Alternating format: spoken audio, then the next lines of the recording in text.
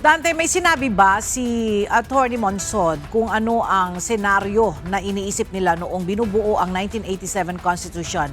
Kaya dapat maumpisahan agad ang impeachment trial. Magandang tanghali, Ella. Ang nabanggit kanina ni Attorney Monsod, ang intensyon kasi ng saligang batas kung kaya't mayroong provision ng impeachment ay hindi para alisin yung isang tuwaling opisyal ng gobyerno, kundi ang pangunahin daw intensyon nito ay protektahan yung interes ng taong bayan.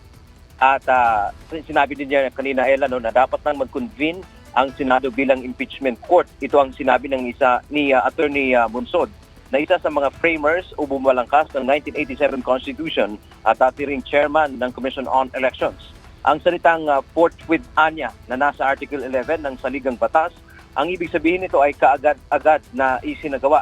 Hindi rin anya maaaring idahilan ng Senado na walang sesyon dahil ito ang intensyon ng Saligang Batas sa layong protektahan nga yung kapakanan o interes ng mamamayan.